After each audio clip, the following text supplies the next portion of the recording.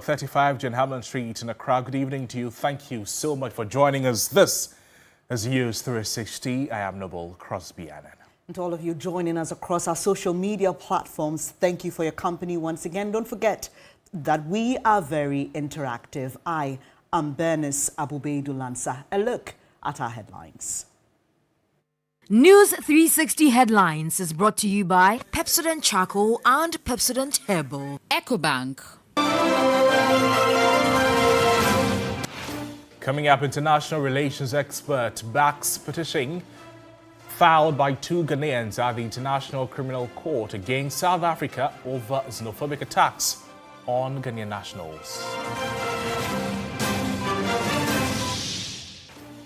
Also in this package, pre-tertiary teacher unions criticize government for failing to provide for 20% deprived area allowance in mid-year budget.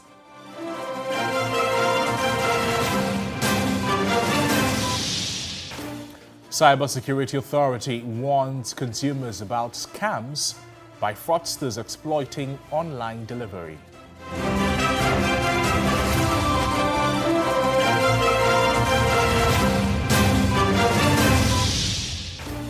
In business, some oil marketing companies increase fuel prices ahead of next pricing window as rising global oil prices stoke fresh cost concerns.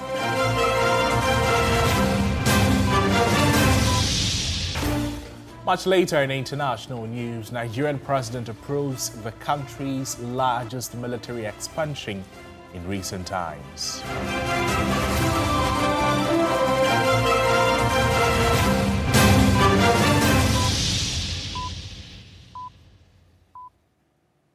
Thank you so much for joining us. Like always, we're live on our social media platforms at TV3 Ghana. You can join us as we get interactive there. Let's settle for the details now. I will begin our first story on international relations matters, and expert Dr. Yao Gibe has credited the petition against South Africa on xenophobic attacks filed by 2 Ghanaians as timely, and he's called on government to front the initiative and keenly follow for results. Former spokesperson on governance Dr. Palgrave Boachidankwa and counter-terrorism and security analyst Emmanuel Coutin have petitioned the International Criminal Court to open a preliminary investigation into attacks against African nationals in South Africa. The petition, the receipt of which has since been confirmed by the Secretariat of the International Criminal Court, is among other things calling for the summoning and questioning of President Cyril Ramaphosa and other relevant state officials to determine the extent of command responsibility. The petitioners are also calling for a formal investigation if there is a reasonable basis to believe that crimes within the court's jurisdiction have been committed. Emmanuel Coutin, one of the petitioners, maintains that President Ramaphosa has been toothless in dealing with the issue due to political considerations. Ramaphosa grew up in Ghana, so he should be the last person to allow citizens of South Africa to treat other African immigrants the way they did. Are you sure if we had treated him that way in Ghana, he would have had the education he had, that he went to business and now he's the South African president? So I feel that the South African government led by Cyril Ramaphosa have failed. And they are quiet because he's thinking about winning the next elections. He's thinking about going for the next elections. And he dare not speak about it because it's a very contentious issue in South Africa. Reacting to the petition, international relations expert Dr. Yao Gibe noted that despite the apparent growing strain in relationships between the 2 countries, Ghana's government must see the petition through. Recently, South African government pursued the government of Israel, the president and the defense minister to the same International Criminal Court. So they can do it to other people, but they are not ready to face the consequences of their inactions and actions. So I think that the government of Ghana should actually take this issue seriously. And luckily for us, South Africa is a signatory to the International Criminal Court. Ghana is also a signatory. Ghana can pursue it to whatever, extreme it can to make sure that justice prevails. But South Africa's government maintains that the petition to the International Criminal Court is premature and has described it as opportunistic. It remains to be seen whether the International Criminal Court will take up the petition and grant the release being sought by the petitioners. Lord Idwasari, TV3 News, Accra. From concerns about Ghanaians abroad, we turn our attention to concerns of teachers here in Ghana, because pre-tertiary teacher unions, they say that they are disappointed that the mid-year budget failed to make provisions for the payment of their 20% deprived area allowance. According to the National Association of Graduate Teachers and the Pre-Tertiary Teachers Association of Ghana, the budget once again failed to address the worsening conditions and the plight of teachers. Labour First correspondent Daniel Opoku, he has the rest of the story. In the mid-year budget review, the finance minister re-emphasized that the government has spent more than 4 billion cedis on the education sector. He recalled that $300 million was secured from the World Bank to address the double-track system, while more than 1 billion cedis has been invested in the educational infrastructure. The finance minister, Dr. Keza Tuforsen, also said more than 72 million cedis has been released for the payment of capitation grants and other benefits in the education sector. Despite these investments, the National Association of Graduate Teachers (NAGRAT) and the Pre-Tertiary Teachers Association of Ghana (PRETAC) say they are dissatisfied. The leadership of the two unions expressed disappointment that the finance minister, Dr. Keza Tuforsen, failed to make any allocation for the payment of their 20% deprived area allowance. President of NAGRAT, Jacob Anaba, described the omission as unfortunate. In the November budget, that's the main budget, which was read, it was stated that government was going to fulfill its promises for teacher welfare. And they mentioned three major things. Teacher, Adabre, that they were going to build 100 homes or accommodation for teachers. And then secondly, they were going to sit down with stakeholders and introduce the 20% deprived area allowance. And fourthly, they will build basic school with accommodation for staff. None of this was mentioned in the new revised budget. Vice President of the Pre-Tertiary Teachers Association of Ghana, PRETAC, Adokwe Awule, also said he was disappointed the finance minister was silent on the allowance. The minister is always trumpeting it. We will pay them allowances, those in the rural areas. We are the first government to implement the new scheme of service. And so we are going to move people from deputy director to here. But there's no financial provision for that one. But the minister is always trumpeting. That is, you see, you can't say something for everybody to hear so that people will posture and think that teachers are well taken care of. But at the same time, it is just an open talk. When it comes to the plight of the teacher, nothing has changed. Both leaders recalled the promises made by President John Dramani Mahama regarding accommodation for teachers and under conditions of service. However, they expressed concern that those promises were not reflected in the mid-year budget. They also noted that issues relating to teachers' promotions were not addressed.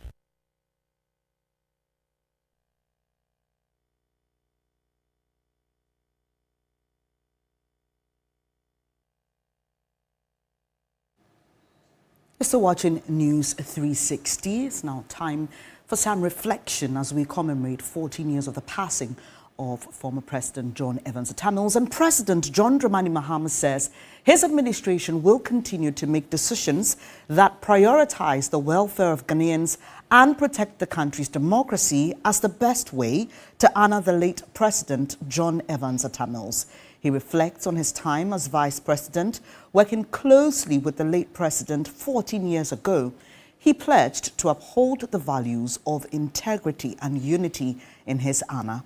In the following report, we reflect on the journey, life, and work of President Atta Mills. Let us know that there is only one country that we can call our own, that is Ghana. July 24 marks exactly 14 years of the demise of President John Evans Atta Mills, 3 days after his birthday. A shocking death that shook the very foundations of the country. With no inkling, death was going to lay its icy hands on him. A native of Ekumfi Otuam in the Central Region, Professor Mills started his education from the rural community of Huni Valley.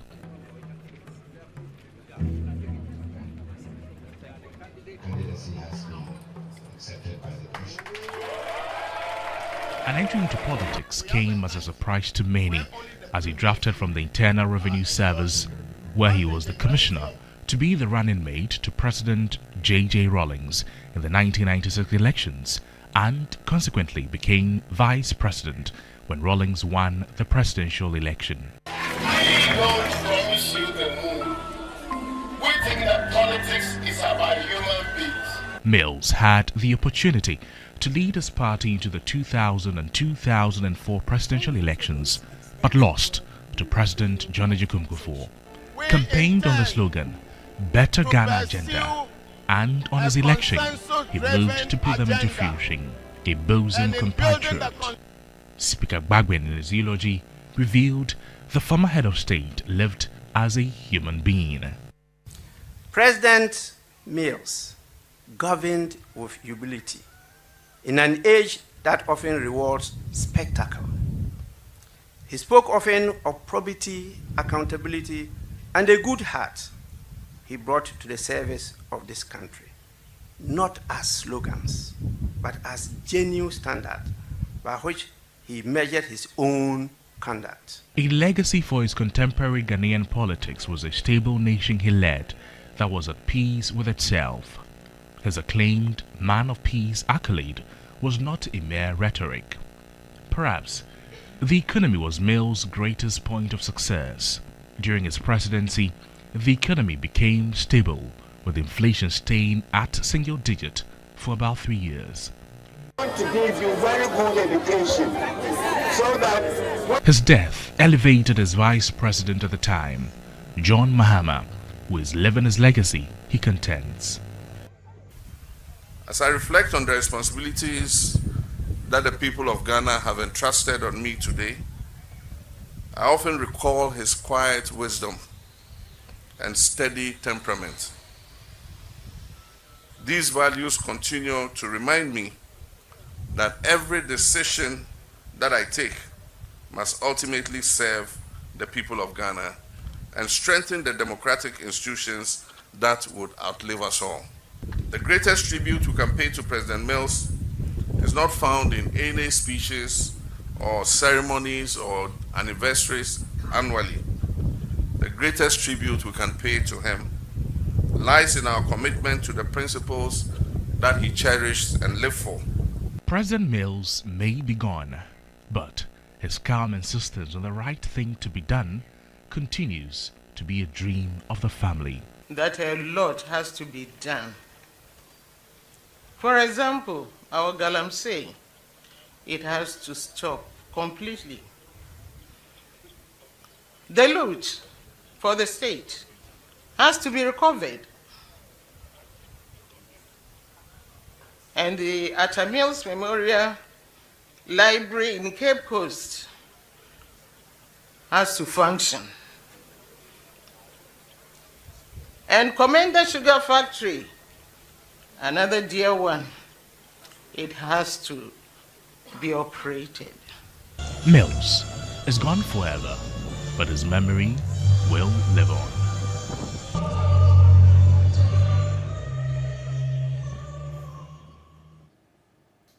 His memory will indeed live on. We turn to Ghana's partnership beyond its borders as across cities across the United States, they're delivering measurable gains in local development, governance and capacity building. Well, that is according to the Vice President, Professor Nana Jane Opoku-Agyeman. And speaking at the 70th anniversary of Sister Cities International in Washington, D.C., the Vice President said the country's 37 active sister city partnerships have evolved into practical collaborations that are transforming communities. Vice President Professor Nana Jane Opoku-Agyeman said the true success of city diplomacy is reflected not in the number of agreements signed, but in the positive impact those partnerships have on the lives of citizens.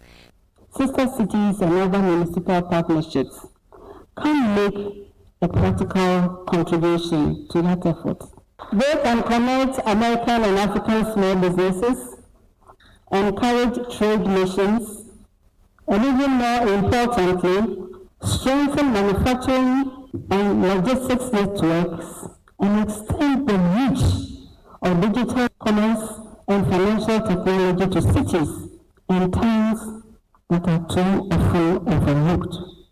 So, the market's greatest resource is people. She linked the success of the Sister City program to Ghana's decentralization agenda, explaining that governance must reach communities, towns and districts where citizens interact directly with government. The Vice President also announced that government is increasing support for local authorities, including a commitment to channel 80% of the District Assembly's Common Fund directly to metropolitan, municipal and district assemblies.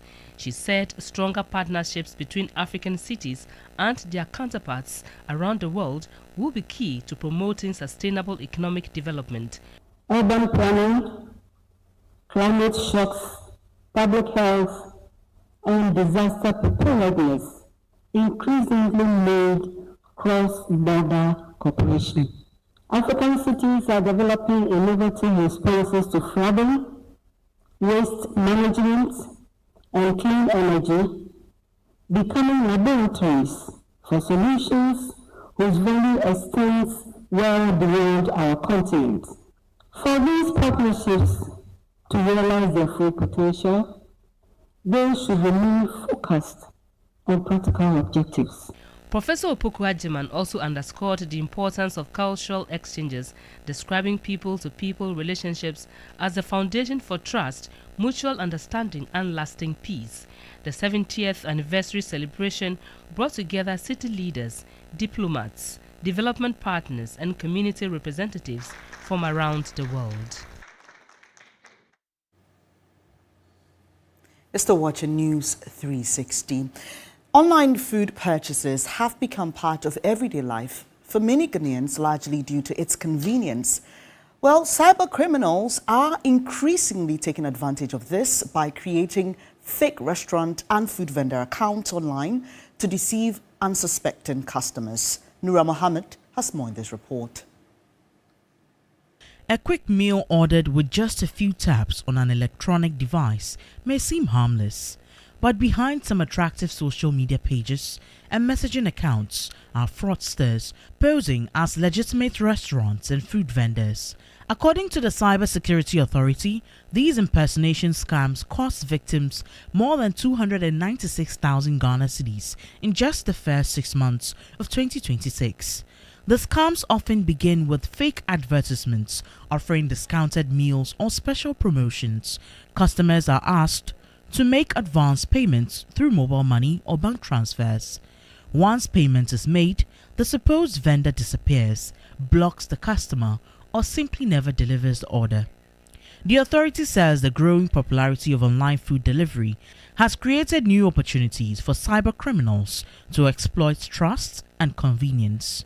It is urging consumers to verify vendors before making payments, confirm official contact details, avoid deals that appear too good to be true, and whenever possible, use trusted delivery platforms or pay on delivery. A cybersecurity expert, David Jedu, weighs in.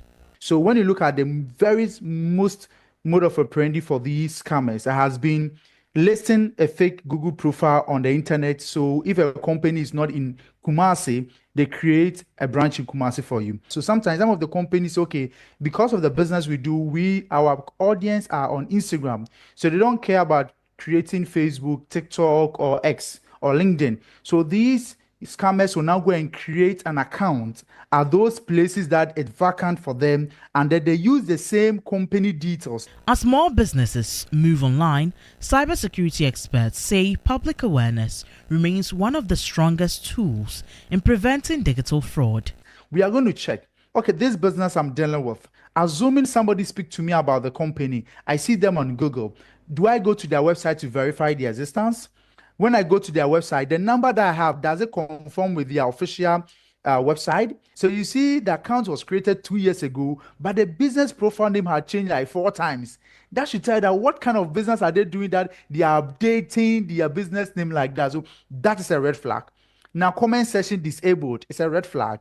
Now, the post gets almost about 10K views by one comment. Maybe they have filtered in. All those things are part of it. When you have been scammed, so you quickly freeze your bank account so that it doesn't be able to, your Momo to your link and you freeze it. And what you have to do is that quickly you informed the platform that happened. Away from that, with tensions often associated with some Homoa rituals, the Tema Regional Police Command is urging celebrants to maintain peace and avoid confrontations. The police is warning that anyone who uses the festivities as a cover for violence or criminal activity will be dealt with in accordance with the law.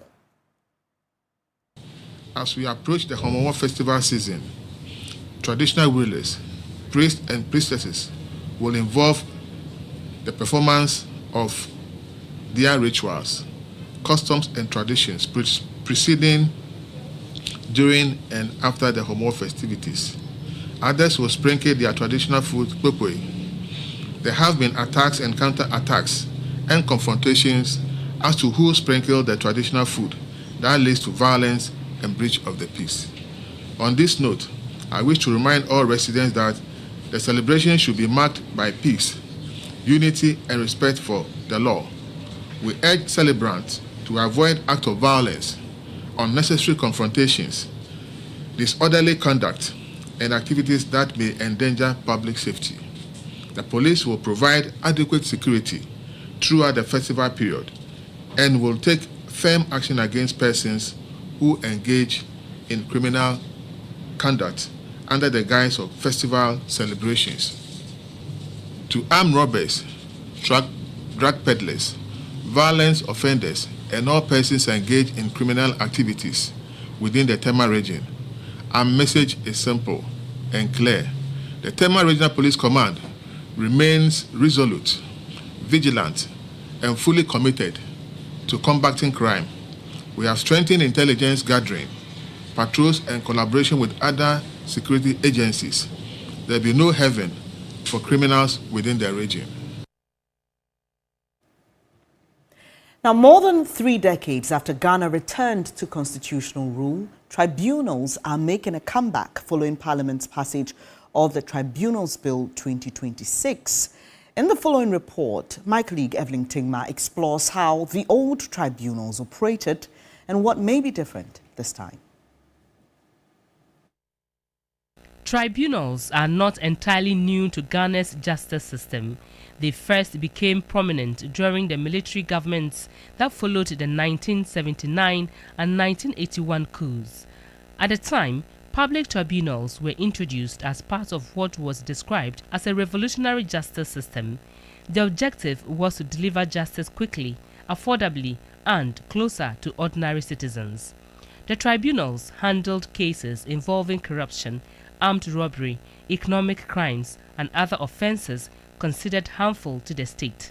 Unlike the conventional courts, tribunal panels were made up of legally trained chairpersons and lay members drawn from various backgrounds.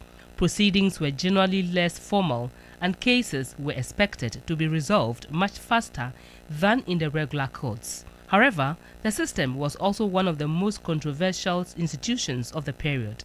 Human rights organizations, lawyers, and civil society groups criticized the tribunals, arguing that some lacked judicial independence and were prone to political influence. With the return to constitutional democracy on January 7, 1993, the tribunal system gradually faded, although the constitution continued to recognize regional tribunals as part of the judicial structure. For years, however, no comprehensive law existed to make them fully operational. That has now changed.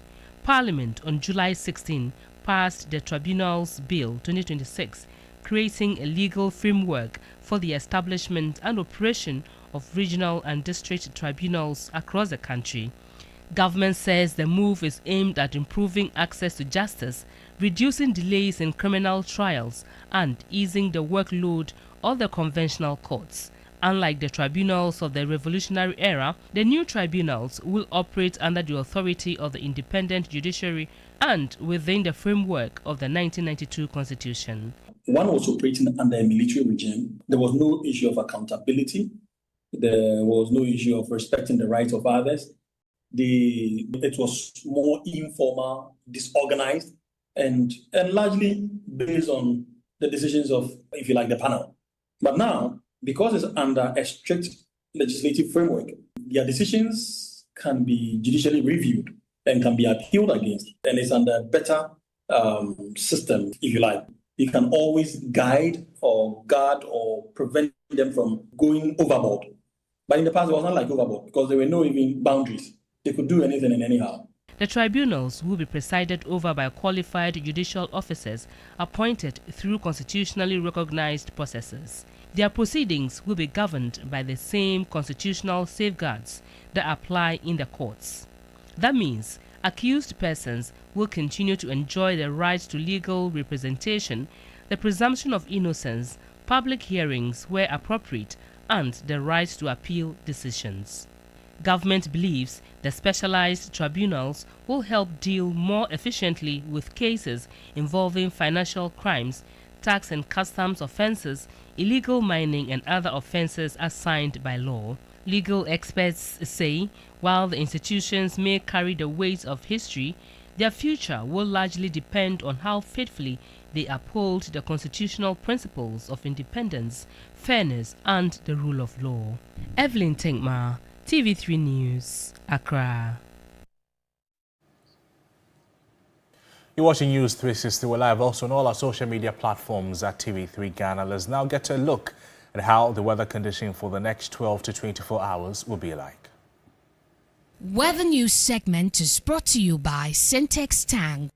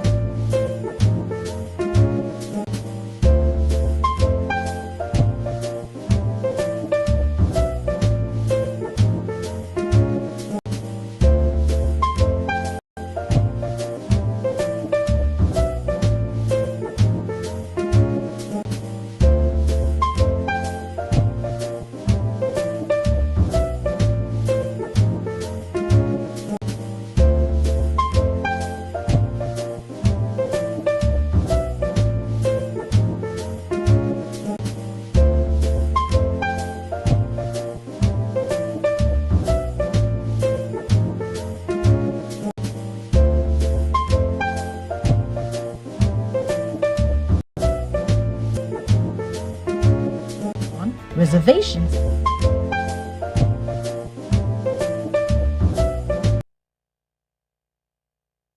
The business news segment is brought to you by MTN. 4 points by Sheraton Accra Airport Hotel.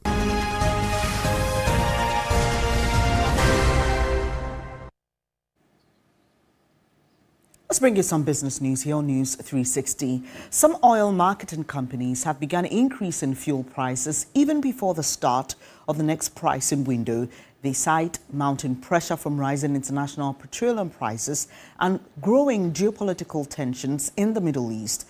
The upward adjustments come as energy analysts warn that the absence of fuel-related interventions in the 2026 mid-year budget review leaves consumers exposed to further increases if global crude oil prices continue to climb. The adjustments come as global crude oil prices climbed above $100 a barrel, the highest level in months, following escalating tensions in the Middle East that have raised concerns over potential disruptions to supplies through the Strait of Hormuz and other critical shipping routes. The surge in crude prices has pushed up the cost of refined petroleum products on the international market, while higher freight and insurance charges have added further pressure on import costs. Against this backdrop, state-owned GOL, effective Thursday, July 23, increased the price of petrol to 14 cedis 38 pesos per litre, while diesel now sells at 17 cedis 41 pesos per litre. Star Oil has also revised its prices upward, with petrol increasing from 13 cedis 97 pesos to 14 cedis 17 pesos per litre, while diesel has gone up from 16 cedis 95 pesos per litre to 17 cedis 37 pesos per litre. Industry analysts say the upward adjustments also reflect the recent depreciation of the cedi against the US dollar, alongside taxes and levies within Ghana's petroleum pricing structure. They warn that should the Middle East conflict intensify and crude prices continue their upward trajectory, motorists and businesses could face further increases in the coming pricing windows. The Ghana Chamber of Construction Industry has welcomed government's commitment to clearing debts owed its members as outlined in the mid-year budget review. At the mid-year budget presentation, the finance minister announced that 1.7 billion cedis has been paid into the Road Maintenance Trust Fund to improve road maintenance. He also revealed that 1.7 billion cedis has been deposited into a dedicated account at the Bank of Ghana for the Accra-Kumasi Expressway project. The Ghana Chamber of Construction Industry has commended the government for making funds available ahead of project implementation. By speaking to 3 Business, the Chief Executive Officer of the Chamber, Emmanuel Cherry, called on the government to ensure the prompt payment of outstanding balances to prevent the accumulation of interest. That is a plus for now because we are in the mid of the year. So therefore, 1.7 billion out of 3 billion plus is not bad anyway. So which means that we are anticipating that before the year comes to an end, we may be able to exhaust the 3 billion, which can pay a substantial amount of money. But the fear is the further it delays, the higher the portfolios goes because interest on delayed payment keep accruing. So that is where the fear is. He also rejected claims by the minority in Parliament that contractors had abandoned project sites because of non-payment. He further dismissed claims that contractors were being underpaid under the government's big push infrastructure program. Anytime a top certificate comes, there is 40 billion waiting for us. So now 6 billion has been taken out of 40 billion. We are left with 34 billion for us to spend. So therefore, government is giving us a comfort that indeed money is set aside for that particular project in the budget. So in fact, they should speak to the issues sincerely. They should put politics aside and speak to the realities of the ground. If not so, at times they may be thinking that they are trying to help us, but they'll end up burning their fingers. Some more business news on News 360. Hollard Insurance Ghana, one of Ghana's leading insurance companies, has unveiled a new brand campaign aimed at strengthening public understanding of its business while deepening customer connection. Dubbed We Cover You, the campaign seeks to address common misconceptions about the Hollard brand by highlighting its core business of providing insurance solutions to individuals, families and businesses. Hollard Insurance Ghana says although its name is becoming increasingly familiar, many people still do not know it is an insurance company. The company says many people even mistake it for a yogurt brand, a textile company or even a country. It is against this backdrop that the company has launched a new brand campaign to let the public know that its core mandate remains unchanged.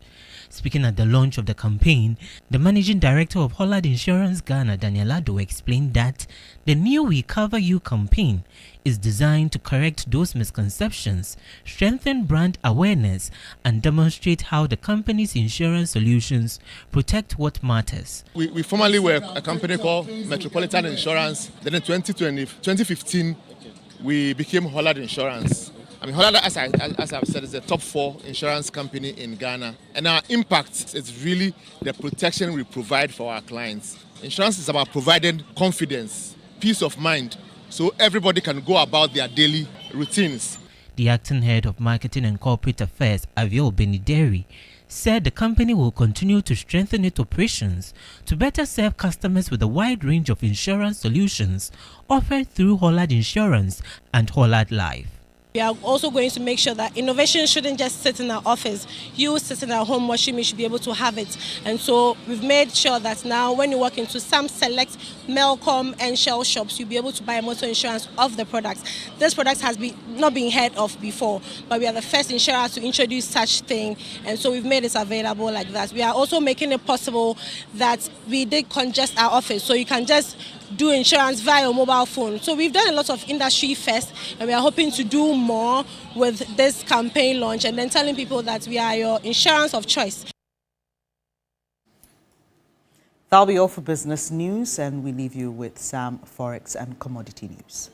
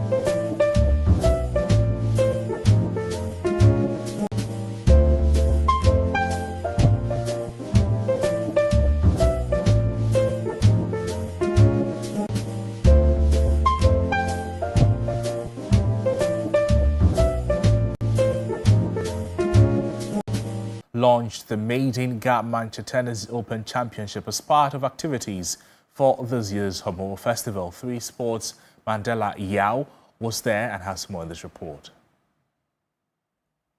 The Garmanche Palace in Accra played host to the official unveiling of the inaugural Garmanche Tennis Open Championship, marking the beginning of what organizers hope will become one of Ghana's flagship sporting events. Scheduled for August, the tournaments will bring together the country's top male and female tennis players to compete for honors, prize money, and national ranking points. Organized under the auspices of the Garmanche King Takite Kuchuri II, the championship is designed to promote tennis while creating opportunities for young athletes and attracting more visitors to the capital. I now have the singular honor, that says His Royal Majesty, to officially declare the King Takite Kuchuri II Tennis Open duly launched. One of the biggest highlights of the event will be a celebrity exhibition match featuring former Blasters captains Asamoah Gyan and Stephen Appiah. The championship has received support from the Ghana Tennis Federation, the National Sports Authority, and the Ministry of Tourism, Arts and Culture. We are very grateful to Guinness Services and thanks to the Garmanche for giving his blessing this tournament. I know it's going to be bigger and better. Officials believe the competition can help raise the profile of tennis while inspiring more young Ghanaians to take up the sport. I'm looking forward to the unearthing of great talents from the schools, from the community, from far and wide. The Garmanche also joined the celebrations by taking to the court for a symbolic opening rally, signaling his commitment to using sports as a tool for youth empowerment and community development. The maiden Garmanche Tennis Open Championship will take place in August as part of the 2026 Homo Festival celebrations, with organizers aiming to establish it as an annual event on Ghana's sporting calendar. Thank you very much. Well, as the countdown to the 2026 Women's Africa Cup of Nations continues, the spotlight is not only on the stars expected to shine on the pitch, but also on the masterminds plotting success from the technical area, from proven champions to World Cup winning tacticians and ambitious newcomers. The coaches at this year's tournament could play a decisive role in shaping Africa's next champion. Here's a closer look at the men and women leading the 60 nations in Morocco. The 2026 Women's African Cup of Nations could ultimately be decided not only by the players on the pitch, but by the tacticians on the sidelines. Guiding them will be 16 coaches, each with a unique story, experience and ambition. Among them are 2 who have already lifted the coveted WAFCON trophy. South Africa's Dr. Desiree Ellis, who guided Banyana to their historic first continental title in 2022, returns with another opportunity to lead her side back to the summit. A 3-time CAF Women's Coach of the Year, Ellis will be determined to erase the disappointment of failing to reach the podium in the last edition and, more importantly, secure another FIFA Women's World Cup qualification. Nigeria's Justin Madugu, who led the Super Falcons to the 2024 WAFCON title, arrives in Morocco with one mission: to defend the championship and add yet another continental crown to Nigeria's remarkable legacy. While former champions bring proven pedigree to the tournament, several other highly respected coaches will be looking to make their own mark, using their experience and tactical expertise to guide their teams toward continental glory. Morocco's Hoye Vilda, the FIFA Women's World Cup winning coach with Spain in 2023, will once again lead the Atlas Lionesses on home soil. Morocco have reached the final in each of the last 2 editions, finishing runners-up to South Africa and Nigeria. This time, the hosts will be determined to finally claim their first ever WAFCON title. After having a short stint with the Black Stars of Ghana, Kim Lasbjorka-Green is back to the Black Queens and fully focused on the mission ahead to take Ghana back onto the world stage. Well, that's your sports. Entertainment news is up next.